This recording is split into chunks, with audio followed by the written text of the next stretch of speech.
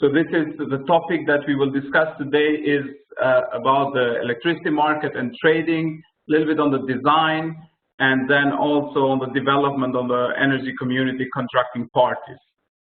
We will also discuss a little bit on the trading aspects, what makes a trade. So the focus will be the key features of electricity market design. Then we will look into the market as a platform for market participants to manage the risk. We will try to go through a trade life cycle, so assessing each functions in the trading company or the company that is involved in trading. And then also what are the key elements for attracting liquidity, state of play of markets in the energy community, and finally the target for regional market integration. Without losing time, we'll go on the first one. So the key features, the key features of of defining the electricity market design. Now, each market design will have some characteristics, and I think it is designed in a way that the first feature would be on how certain market design deals with network constraints. So in this case, network congestion, as we know it in the market. And then the second feature is the balancing responsibility, so how it procures balancing services, and then how how the design addresses the balancing responsibility, and then finally is the dispatch policy and contractual relations. Now, going to these key features, key elements into one by one.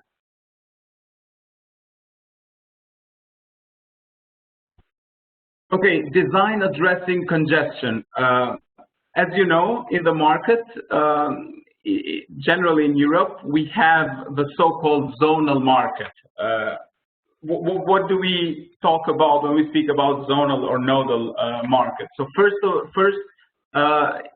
when we speak about zonal model or zonal pricing, we are discussing about a zone where certain number of nodes are included in that zone. However, there is no consideration of constraints between the nodes, but rather the TSO deals with these constraints, so the operator deals with these constraints, whereas market participants that are part of this zone trade freely without consideration of the constraints between the nodes.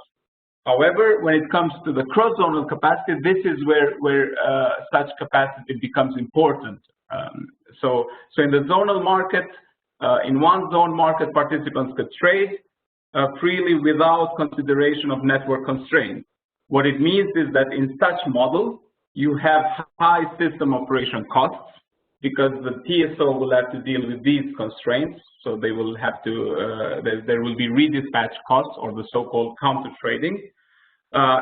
However, on the other side, you have higher competition, higher level of competition, because you have more number of participants participating in the market.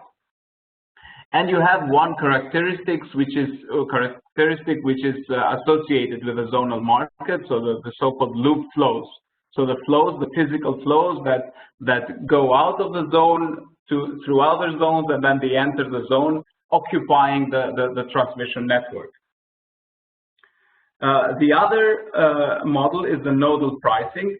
This is where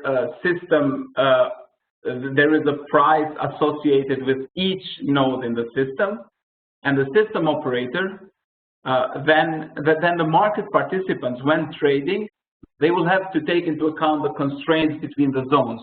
So in each zone, you will have, in each node, you will have the price associated, which reflects then the constraints between the nodes. So you will have on three nodes that are represented here, you will have three prices, and the difference in the prices reflects the constraints between these two nodes. In this model, what it means that the TSO will not, it's the market participants that take into account the constraints. So the TSO will not have to engage significant system operation costs, so redispatching, And however, such model then in such model, what you have is you have a low competition, because in certain nodes you might have only one or few market participants active. And then you have a model which is also a hybrid model, where you have a price per each node. However, then there is a zonal price which reflects the system price. So the amalgamation of all the prices on each node reflected or indexed into a zonal price. So competition, then you have the competition on zonal level. You still have the low system operation costs, because still the market participants will have to take into account the constraints. But then you have the competition on the zonal level. Going further into the design feature, which is addressing the dispatch model. In general, you have two key models: the central dispatch and the self-dispatch.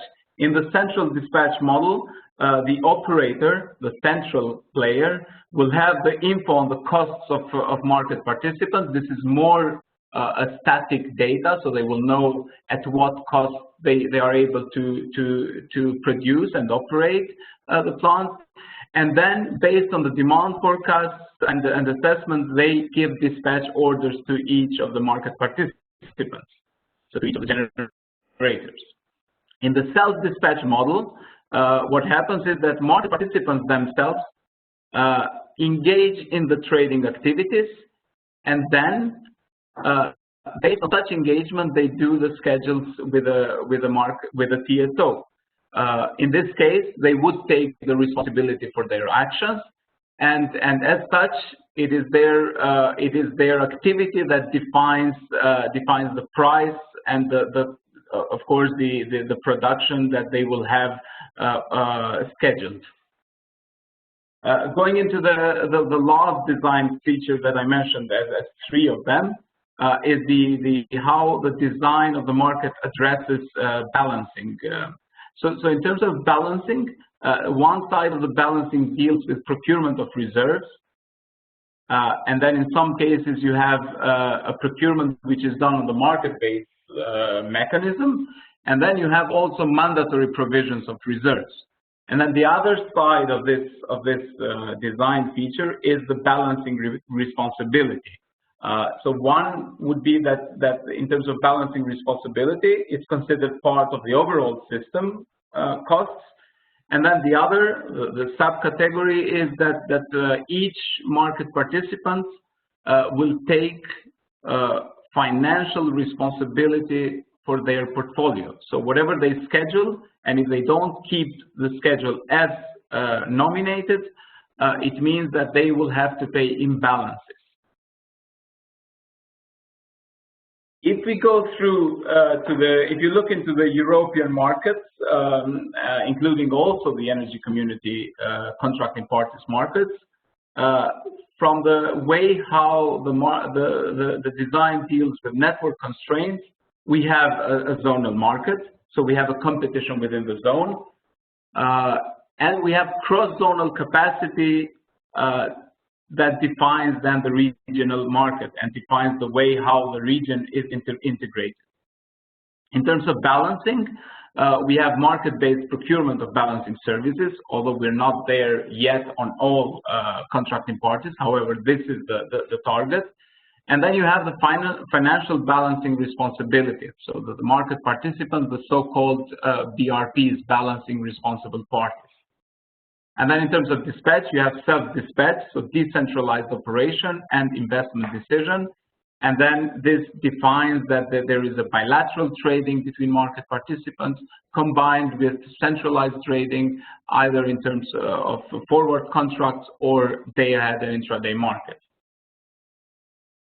If we look at the European markets, we can say that generally it is the zones are associated with the political borders of the countries. Exception in this case are the Nordic markets, And then maybe Ukrainian case is very specific because you have two zones, but these are physically disconnected. So the Burstin Island that operates in synchronous mode with EU, with European continental Europe, and then you have the rest of Ukraine that is in synchronous mode with the Russian system. Now, what is the market, or why participating in the market? So market is nothing more than a platform to manage the risks. So if we look at the different risks that the market participants have, so if you look at the generator, for example, they have naturally a long position. So what they need is a place where they would sell electricity in the market on forward basis, if possible, because this will give them price certainty. So this will be a hedge from their point of view. Sometimes their hedging needs do not meet or do not match the hedging needs of consumers on the other side, represented by suppliers. So suppliers will have naturally short position in the market, and as such, they will try to hedge their short position in the market. Of course, in doing so, you always, if the hedging needs of these market players do not meet, you need certain market participants that act in the market, that undertake some risk as in the form of speculative position, but then are able to provide hedging possibilities to the market. And these are mainly the traders. So the traders specialize in managing their market risks, counterparty risk, and cash flow risk. And they act in the market by offering the hedging possibility. So when we speak about speculative activity in the market, this is very important because this gives the possibility to other market participants to actually hedge positions, so to offset the risk that they have on the price. Then, of course, the risk cannot be entirely avoided in the market. So the risk is there. But what is important, there are mechanisms to transfer this risk. So if we're talking about the price risk or the market risk, the way you transfer this, you mitigate this risk is by doing a long-term contract, so a forward contract. So you have set the price, and you have offset the price risk. However, what you end up having is the credit risk, the counterparty risk, because now you are exposed to another market participant with whom you have a contract. And of course, you have to mitigate that as well. Then you have to put in place margining, which is basically a financial guarantee.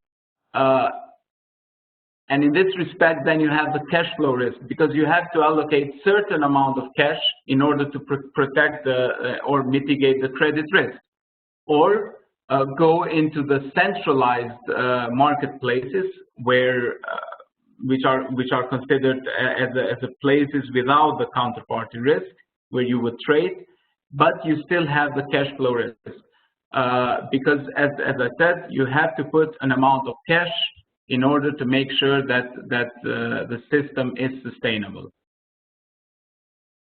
Now, the market, the risks are there, so the market gives the possibility to market participants to balance amongst these risks, to balance amongst their opportunities as well, and then having done that, they really mitigate the risks as well.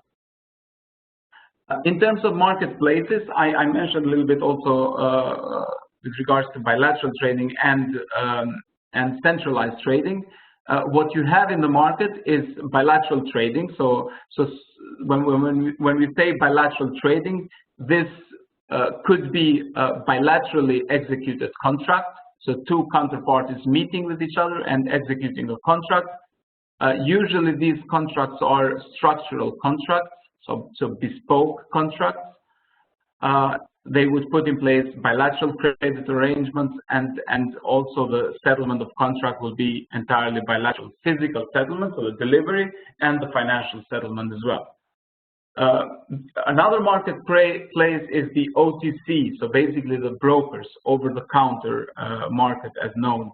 So brokers offer a marketplace, so they offer a screen in which market participants add their interest to buy or sell electricity. What it means is that in this case you have mainly standard contracts traded, and execution is done via a middleman, so broker. However, everything else is bilateral. So this will mean the credit arrangements will be bilateral, financial settlement will be bilateral, physical delivery as well will be bilateral. So the moment that the broker has facilitated the execution of contract, his job is done, and then the two parties on the contract will take over the rest, the requirements of the contract. And then you have the central place, so the place where usually known as power exchanges, where contracts are executed and then also delivered and cleared through the central counterparty.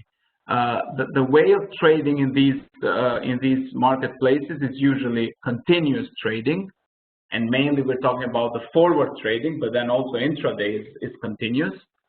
Again, here you have the standard contracts or the products, and with regards to day-ahead market, and in some cases also intraday, you have auction-based trading. Again, fully centralized. So the execution is done by a central party, the margining and the settlement as well. Now a little bit about PXs in Europe. Most of PXs are members of Europex. You can look at the link in this link and basically see all the PXs in Europe. Almost every country in EU has a PX for day-ahead auctions, but also for the futures or derivative contracts. This is the target also where we expect the contracting parties to go. And then there is the counterparty, a central counterparty that clears the trades. The prices, not the contracts, but the prices that are listed are transparent to the public. So you see the volume that is listed in the power exchange, and you see the price.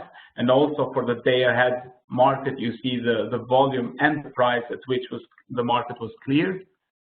And then on the forward basis, you have the products from the following week up to a few years ahead, depending how liquid the market is. The delivery of these contracts is done with specific TSO. So depending what kind of product you traded, the delivery is done with the TSO of certain country where the product or the contract belongs. And then, of course, the margining and settlement is done with clearing house. The OTC is generally done on the screen, and there is the Tradeport is the company that provides the screen, which represents an aggregation or amalgamation of all broker platforms, and including also PXs. These would be bilateral trades, so brokers basically would execute them. The prices are not transparent for general public. There are reports on the volume traded via these marketplaces, but not the prices. These are mainly standard bilateral contracts. So we're talking about the general terms or the master agreement, based on the master agreements pre-signed by the market participants that attend or participate in these markets. For the physical contracts, you have EFET general terms and conditions, so EFET framework contracts. And for the financial contracts, you have the ISDA, the so-called ISDA contracts. Again, margining is done bilaterally. Execution is done on the screen or by the phone with the broker. And you have the Association of the Brokers, LIBA, where you can find also the reports on the product on the volume traded OTC. So looking at the volumes traded in 2018 and 19, just to give you an idea, you will see that the main part is actually the OTC bilateral contracts. We're talking about, when I mentioned the year here, 2018 and 19, we're talking about the traded volume, not the delivered, not those that have the delivery in this year. So it could be that the contracts traded during this year are delivered in 2022 or 2023 or any other year for which the contracts were listed. But in any case, as you can see, mainly we're talking about in terms of volume, we're talking about the OTC trading, and then there is a proportion which is increasing on the day-ahead market, so spot exchange. Now entering a little bit into inside the trading firm. So we talk about the markets, the marketplaces, so the way how market participants can contract and manage the risks. And now we're entering a little bit on the functions, on the trading functions within the trading company. And of course, it doesn't have to be a trading company. It can be a generator or supplier that is active on the wholesale market as well. So we're talking about the front office. I mean, this is not firm, obviously. Companies can have these differently arranged, but this is the most common way of arranging these functions. So you have the analysts, traders, originators, and operations within the front office.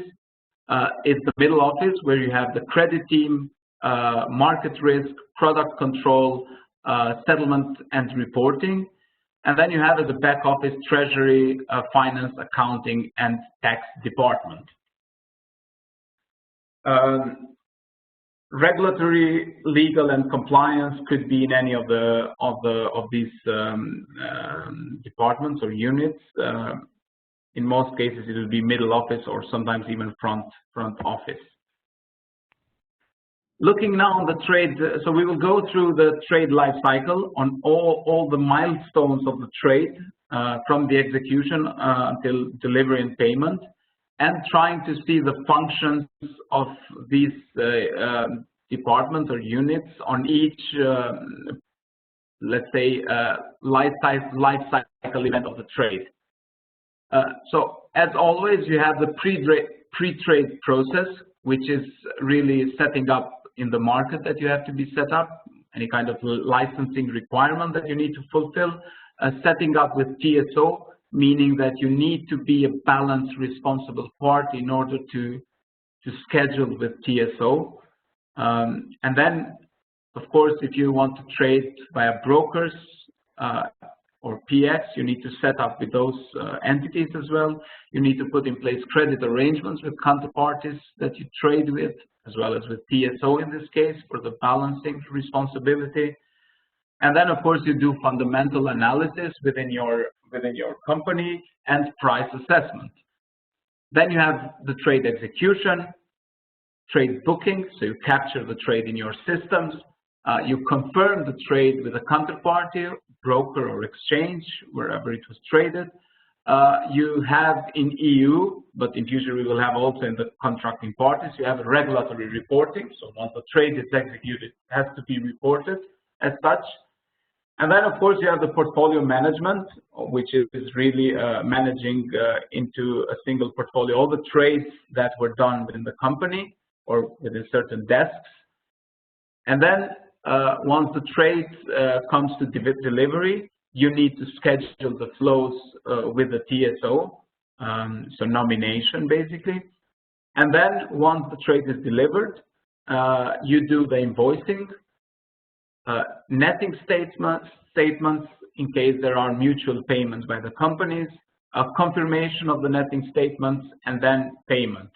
At the end, you do the reconciliation of accounts, of course, exchange of margin if needed, and checking the profit and loss statement.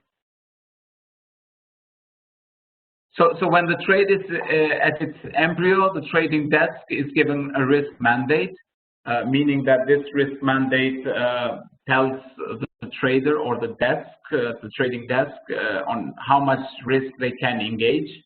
Analysts, on the other hand, they assess supply and demand conditions, all the fundamentals of the market, weather forecast, hydrological forecast, etc. And also they look into the news for future investments, so looking at what kind of new assets will be active in the market in the coming period, a year or years or months. And then, of course, credit team will have to set up the credit arrangements so that you enable trading with counterparties. Trader, of course, will have to make price assessments to look into the forward curves of the product that he wants to trade, he or she wants to trade. But then it will look also at the other prices which are correlated to the product or the contract that is being assessed for trading. This is basically, if you're trading electricity, you have to look at the gas, coal, oil, and of course, more and more so into the CO2 price. Trade execution. So once you have done all that pre-execution work, considering all the limitations that the trading desk would have. So let's assume that we are at this point in time in 2020. So this gray dot in this little chart on the right bottom corner of the slide. We are in the beginning of 2020, and we want to trade 15 megawatts of base calendar 21 with delivery in Germany. So we execute the trade, and once the trade is executed, it's booked in the system. The settlement and confirmation team will have to confirm the trade with the counterparty or with the broker or with the exchange. The trade that is executed and confirmed will have to be reported under remit if it's physical, under EMIR if it's financial contract. And then the profit and loss team will calculate the profit and loss at the end of the day of all the trades that were done within certain desk or by the certain trader. Market risk will have to update the risk mandate. So to what extent the risk mandate that the trader or the desk has been utilized. And of course, the margining updates will have to be done by the credit team or assessed and then executed by the credit team. The second part, so let's go now in time. Basically, we are still in 2020. So we're managing the portfolio. We have a calendar trade that we traded. So we basically bought 15 megawatts of Cal 21 product. And then now we decide to sell 5 megawatts at Cal 21 base of the same product. And then also sell 5 megawatts of Q1. So you will see these orange, at the orange point in time, so the dot in the chart, the orange dot, and then also 5 megawatts for the entire year and 5 megawatts only for the first quarter.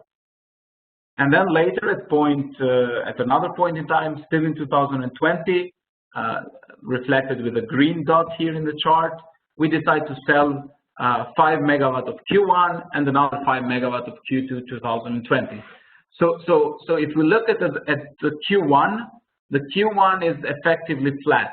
So if we don't do anything more in Q1, that means that we are only delivering the trades that we done, and we have a flat position. So in Q1, effectively, with only these trades, we don't have anything to do else. Of course, this is not a real situation, but just to simplify the example. And then we come to delivery. As we come to delivery, basically we enter the 1st of January, so 31st of December 2020, when we have to do the nomination for the first day of 2021. This means that the delivery involves nomination with the TSO. And then it will have, so basically the nomination means that you are saying that I bought 15 megawatts from these counterparties, counterparty X and Y. They do the same nomination because these nominations have to match. And then you say, I'm delivering 15 megawatts to counterparty A and B. And then the counterparty A and B will have to do the same nominations so that it matches with your nomination. And then the remaining position, it's traded on the quarters, on the coming quarters, on this existing basically beginning of 2021, either as a month ahead, day ahead, week ahead, even intraday contract. Now coming at the point in time, so the black spot in the chart. So we have gone through the first month of delivery or the quarter, but settlement, financial settlement is mainly done on the monthly basis of the contract, unless if it's traded on day ahead when you have more frequent financial settlement. In this case, basically the invoice is issued after the delivery period. The invoice is issued, and then because there are usually mutual payments, you need companies define what is the net payment by one party to the other. They agree on such, confirm such net payments, and then the treasury team ensures that the cash is transferred to the counterparty. Accounting will confirm the records. There is a daily reconciliation of accounts. And of course, after the payment, after each payment, then the credit exposure changes. So the credit team will have to update the exposure.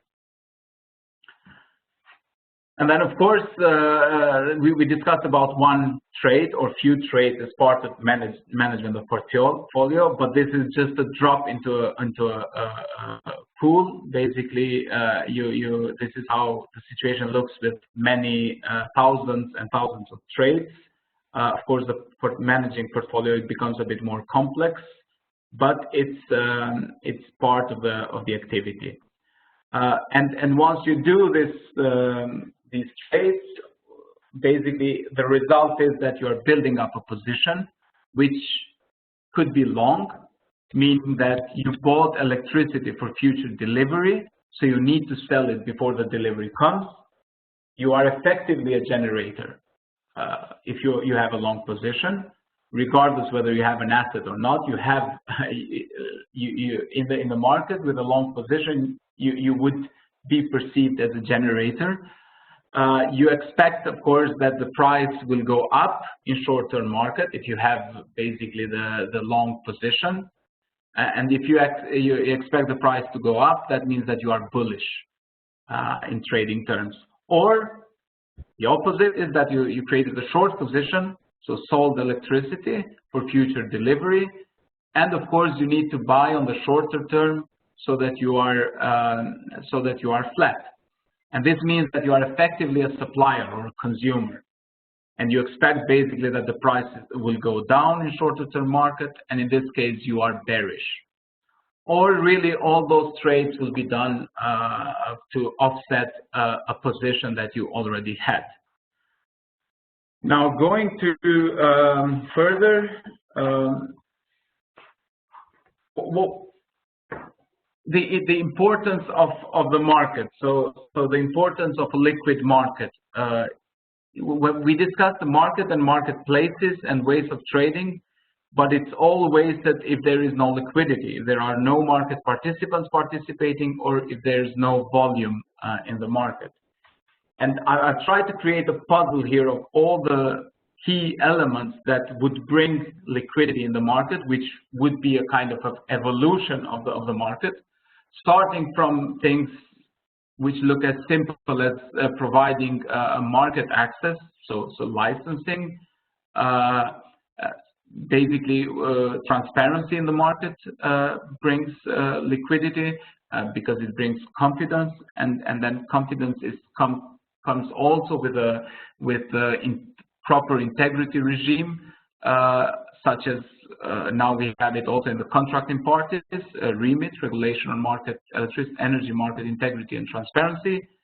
Deregulation of the wholesale market is important, and not quasi-deregulation, which we see in many of the contracting parties, where although the wholesale market is deregulated, a bulk portion of the portfolio in the market is captured by the PSO.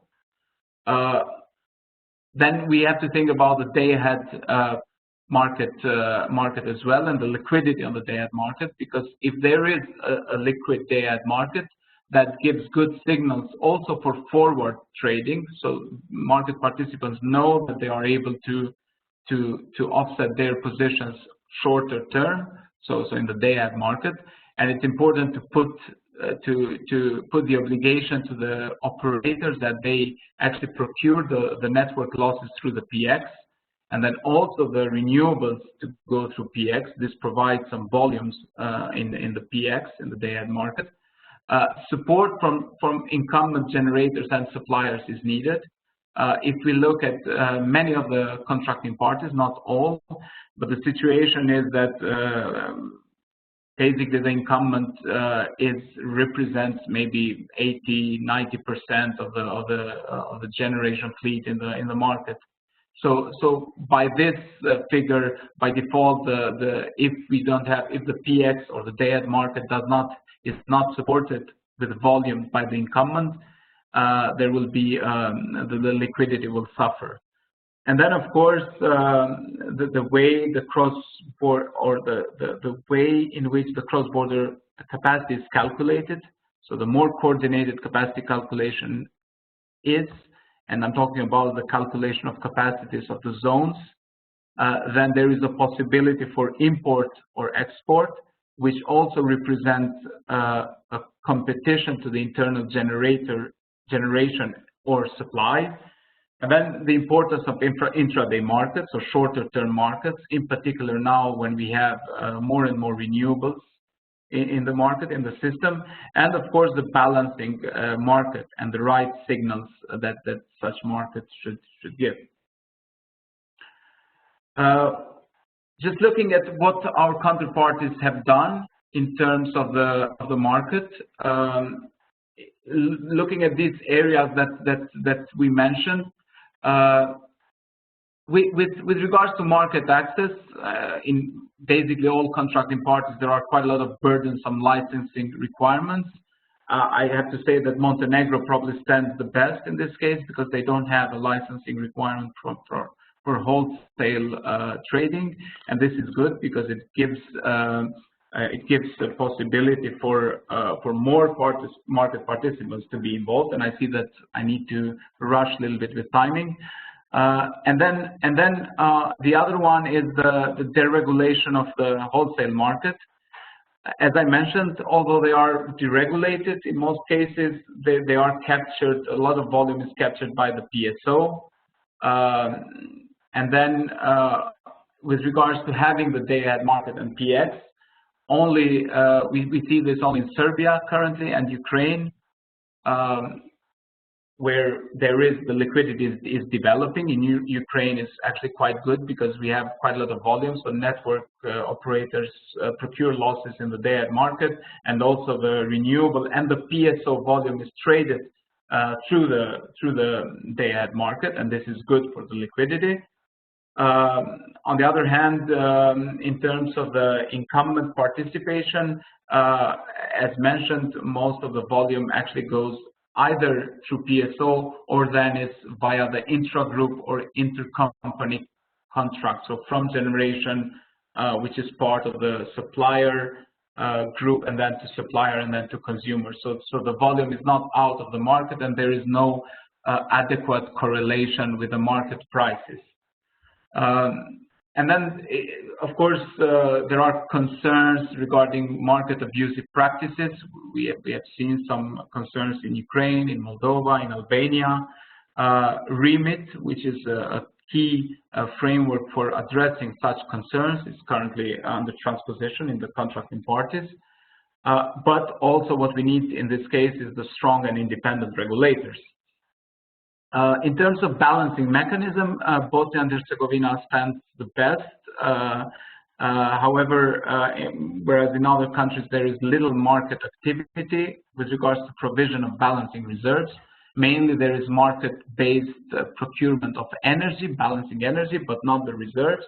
And then the imbalanced prices in some markets such as Albania, Kosovo, but then also in Ukraine, based on the market index. and then in Bosnia it's really based on the balancing, so based on the cost of balancing. Also in Serbia, in some other countries there is a methodology, so some sort of administrative price on imbalances. With regards to intraday market, we have in Ukraine a functional intraday day-ahead market, intraday market. In other contracting parties, there is no centralized day-ahead market. However, the TSOs allow intraday trades until 1 hour before the delivery hour. This is good, but however, intraday marketplace is needed so that the liquidity is centralized as well. And we have no intraday activity in Moldova and Georgia at all. And then I will mention also with regards to cross-border capacity calculation, so there is a lack of governance and regulatory monitoring. There is no clear methodology applied so far. This is an important topic, especially when we speak about regional integration and allowing more import and export. Whereas in terms of transparency, and I'm mainly referring here to the requirements that are coming from the transparency regulation, we have Serbia basically stands the best, so almost all the requirements are fulfilled, and then followed by Montenegro and Bosnia and Herzegovina, whereas Albania and North Macedonia are just above 50% requirements. The rest of the contracting parties are below 50%. This is the final slide.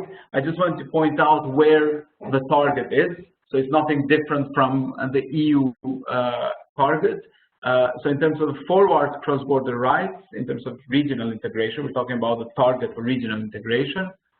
Forward rights are expected to be to remain as they are. So coordinated, explicit allocation of yearly and monthly contracts. Transmission rights, it could be also seasonal. This depends from different interconnections. Whereas on the day-ahead market and intraday, we have market coupling. On the day-ahead market, this is based on the auctions. On intraday, it's continuous and with complementary auctions. And then also we have a cross-border balancing exchange of cross-border balancing products.